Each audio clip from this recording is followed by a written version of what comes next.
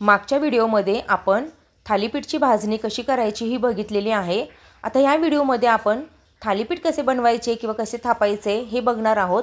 चला तर मग उशीर न करता या छान अशा रेसिपीला आपण सुरुवात करूया।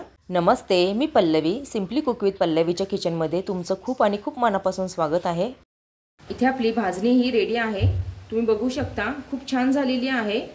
आपण जे पीठ घेऊन करतो ना धपाटे, सगळे पीठ आपण इन्स्टंट करतो, म्हणजे गव्हाचं पीठ, ज्वारीचं पीठ आणि चणा पीठ, त्याच्यापेक्षा ही भाजणी करून केलेले थालीपीठ हे अतिशय उत्तम लागतात। ही आपली भाजणी रेडी झालेली आहे। आता आपण ह्याचे थालीपीठ बघणार आहोत। हे अर्धा किलोच्या प्रमाणात इथे मी ही भाजणीचं पीठ घेतलेलं आहे। हे पीठ मी साईडला ठेवते, त्यासाठी लागणारं साहित्य तुम्हाला दाखवते। त्यासाठी मी एक मोठी वाटी बारीक चिरून कोथिंबीर घेतलेली आहे। ही धन्याची पावडर घेतलेली आहे, एक मोठा आपल्या पोहे खायचा चमचा आहे। 2 कुडी मी लसणाच्या ह्या सोलून घेतलेल्या आहेत। 1-2 इंच मी आल्याचे तुकडे घेतलेले आहेत।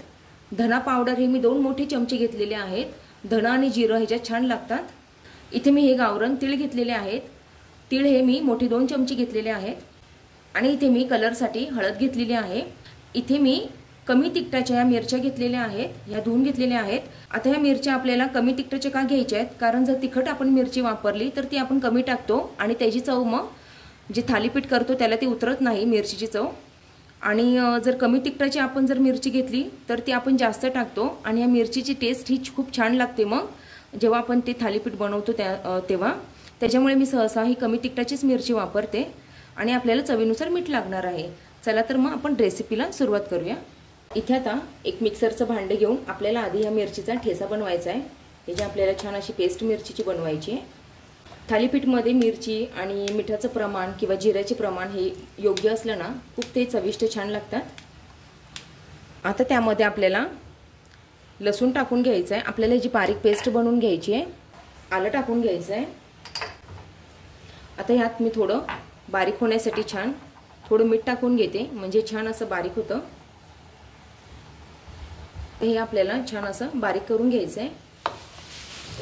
आता आपली ही बारीक छान अशी पेस्ट झालेली आहे। ह्यात आपण बारीक चिरून घेतलेली कोथिंबीर टाकून घेऊया आणि अजून एकदा हे फिरवून घेऊया आपण।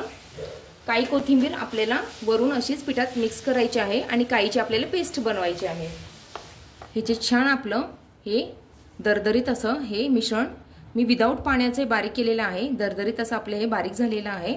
आता आपण पीठ मळायला घेऊया। आता आपल्याला हे सर्व पीठ घ्यायचं आहे। अर्धा किलोच्या प्रमाणात हे पीठ आहे। या वाटीने मी हे 4 वाटी असं पीठ घेतलेलं आहे। तुम्हाला किती प्रमाणात थालीपीठ घ्यायचं हे आपण भाजणी जी केलेली होती ना त्यातून आपल्याला हे मोजून घ्यायचं आहे। इथे मी मोठे 4 वाटी हे घेतलेलं आहे पीठ। 2 पोहे खायचे चमचे मी कडकडीत असं तेलाचं मोहन घातलेलं आहे। त्याने काय होतं ना थालीपीठ हे खुसखुशीत होतात छान। आता यामध्ये आपण जिरा पावडर, धना पावडर आणि हळद टाकून घेऊया। थोडे तीळ पण मी ह्यातच टाकते आणि काही आपल्याला वरून लावायला ठेवायचे आहे। हे आता मिक्स करून घ्यायचं आहे। यात आता आपल्याला 2 मोठे मी कांदे कटरने बारीक चॉप करून घेतलेले आहेत ते घालून घ्यायचे आहे। कांद्याने थालीपीठ हे खूपच छान लागतात, पण हे बारीक आपल्याला चिरून किंवा चॉपरने चॉप करून घ्यायचे। आता हे आपल्याला पाणी घालून मळायचं आहे।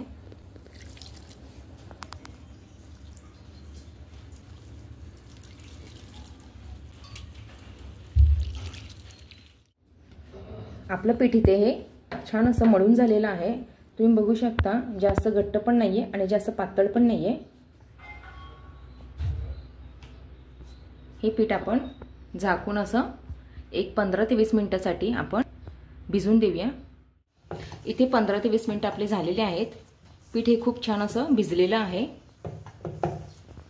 आता आपण हे सुती कापड घेतलेलं आहे स्वच्छ, आपल्याला असं पाण्यात हे छान असं पिळून घ्यायचं आहे आणि ह्याच्यावर आता आपल्याला धपाटे थापायचे आहेत।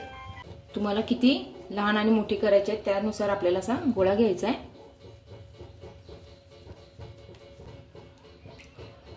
इथे थोडं पाणी लावून घ्यायचं आहे आपल्याला असं आणि हे एकसारखे असे आपल्याला बोटांच्या साहाय्याने आणि ह्याच्या साहाय्याने थापून घ्यायचे।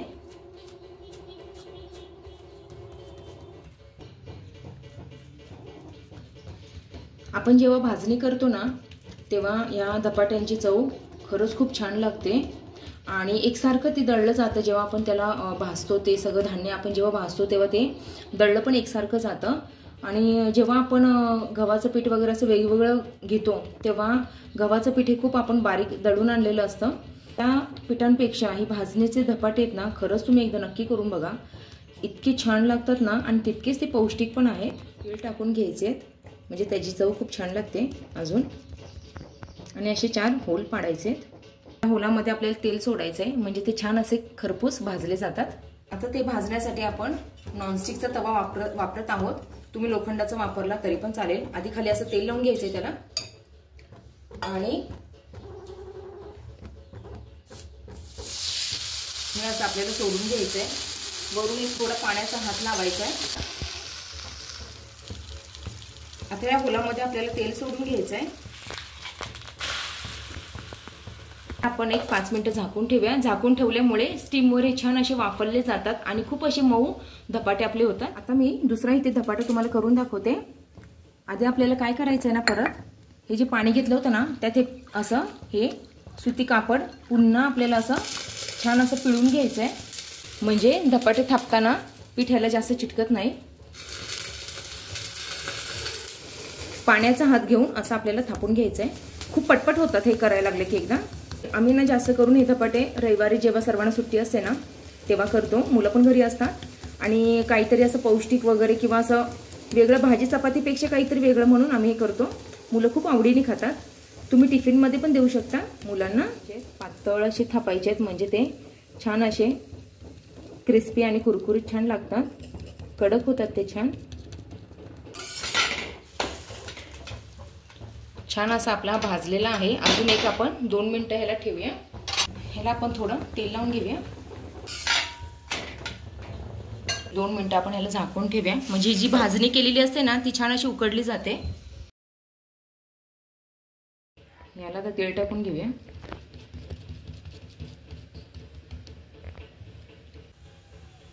आपला धपाटा हे छान असे भाजलेले आहेत. ह्याला आपण आता काढून घेऊया. आपण सर्व धपाटे आता अशा प्रकारे करून घेऊया. मी दुसरा तुम्हाला एक टाकून दाखवते.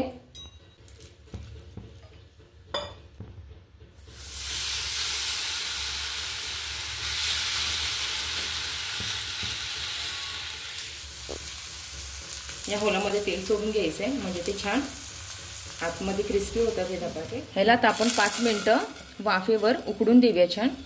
ज्याप्रमाणे आपण ह्याच्यात कांदा बारीक चिरून असं टाकलेला आहे त्याप्रमाणे आपण ह्याच्यात मेथीची भाजी किंवा कोबी पण असं बारीक चॉप करून टाकू शकतो.